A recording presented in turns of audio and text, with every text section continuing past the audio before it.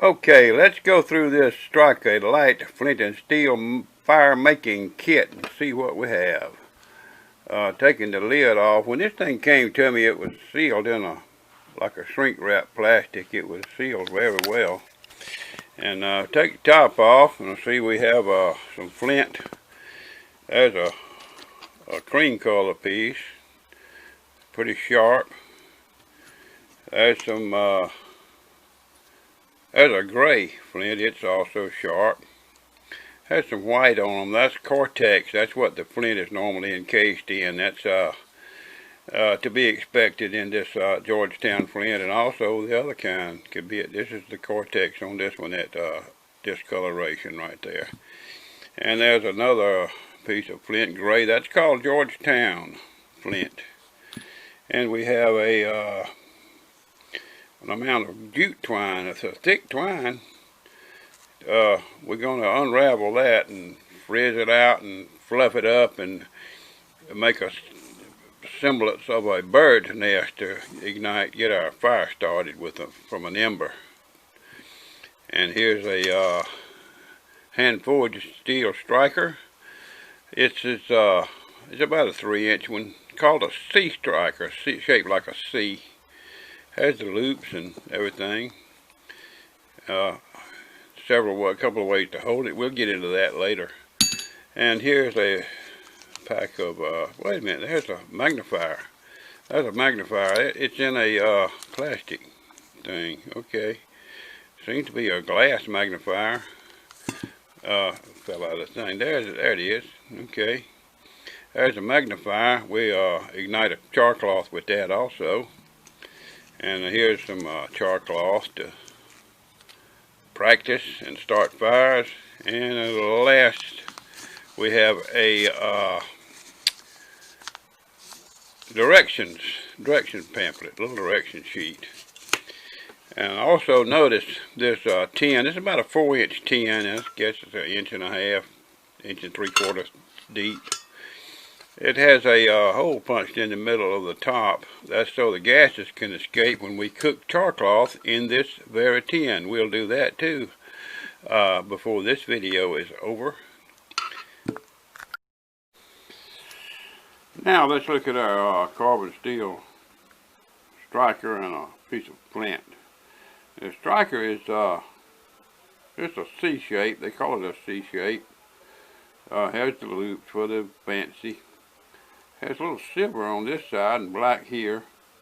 The black comes from the forge, and the silver it means it's been ground just a little bit right here to take the black off of it, so that the metal will be exposed and it'll strike. This flint, you can see by looking at it, it has been ground off and tested. Hold the flint as a 3-finger flint, so some people like it this way. I personally like to hold my flint with 2 fingers in this manner. I have better control that way to hold the striker in this manner. And now look at the flint. This is a piece of gray flint. I think it comes out of Texas. Doesn't come out of the ground looking like this. Somebody has worked this flint and made these sharp edges. And they took this, knocked this small piece off of a larger stone, and to get the sharp edges. And we'll go ahead and see if we can get a spark off this thing. To strike the flint, hold it at about a 45-degree angle, 40, whatever works for you, 45, 60 degrees, whatever works for you. Have a sharp edge. I'm going to bring my striker down across that edge, scraping that flint. Just to get my groove going. You can do this just for practice, just to get it to feel good to you. You get better at it. I strike it a little harder, a little closer, a little faster, we'll get a spark. Let's see. Great sparks, as good as you're going to ever get them. That's some great sparks right there. So far, I'm very pleased. Let's go ahead and see if we can get an ignition on a piece of char cloth. Okay, I have a piece of char cloth. You don't want to waste char cloth, so what you do is, you don't need this much. I'm just going to pull a small piece away just for practice purposes. If I were going to start a fire, I'd use about half of this piece. But let's just use this little piece to practice and see if we can make it ignite. Notice when I pulled it apart, it left a whole lot of little strings sticking out, little threads. We want that because when the spark hits those little threads, one of those little threads, it should ignite. We're going to try it and see. I'm going to put my cloth as close to the edge, sharp edge of that flint as I can get it. I'm going to take my striker and I'm going to give it a shot and see if it'll ignite. Here we go. Look at that. First strike. Got ignition all over the place. I'm going to put that out with my thumb. Be careful doing this. You can burn yourself. You can burn the house down. This will burn a long time when it ignites. Let's try it again. We're going to use this same little piece to practice. Here we go. Let's try it again. 2 strikes that time to get it to ignite.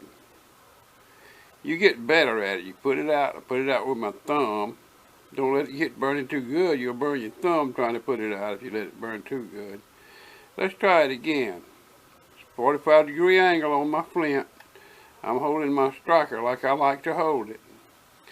I'm going to strike down to see if I get a spark to hit the threads. Hit it in 2 places that time, ignite. I'll blow it and show you how to glow. Now put that out. And you can just keep doing that with the same little piece of cloth. There it is again. Over and over. You get practice this way. You don't have to use up all your char cloth. That's it. See, sometimes it takes more than 1, 2, 3, 4, 5, 6 strikes. You get better at it as you go. Just keep practicing. Now let's see if we can get an ember. We've got our ember. Let's see if we can get a fire going. Have here a magnifier that came with the kit. Some people call it a fire glass. Basically, it's just a magnifying glass. This one is made out of glass, by the way, so it's a pretty good glass. Probably a 3 power. It doesn't take much to ignite char cloth in the bright sunshine. This is the end of December, so it's not as bright a sun as it would be in the hot summertime. Let's see if we can focus a beam on a piece of char cloth. I got it clipped in and thing will hold still. Let's see if we can make it ignite. Okay, there we go. It's probably lit. You can't see it, but it don't take much. I saw a little smoke come off of it, so it's probably lit. Let's see. I'll blow it.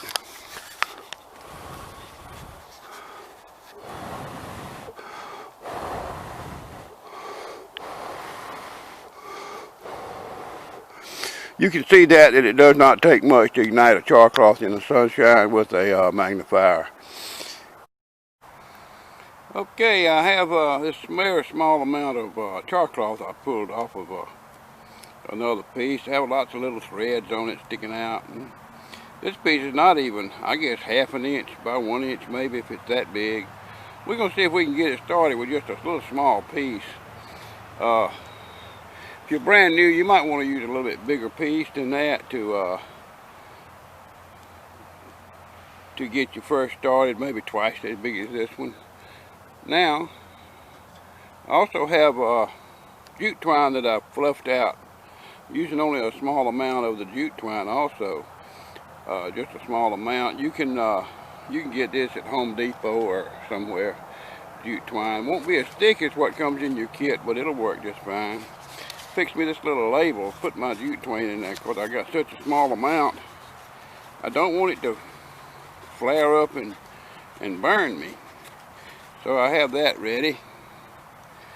And let me get see if I can get an ember started here with my steel striker, my piece of flint.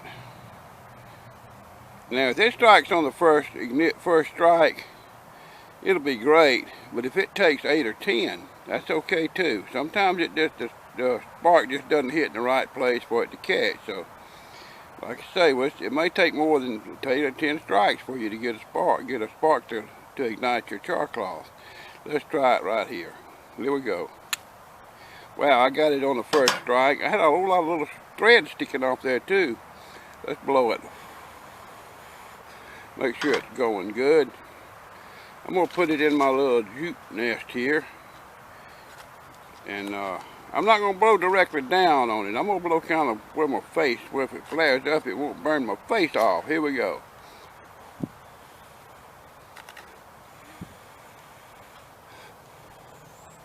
This may take longer than it does on television, but you're looking at the reality. Sometimes you've got to blow in it a little while to get her going.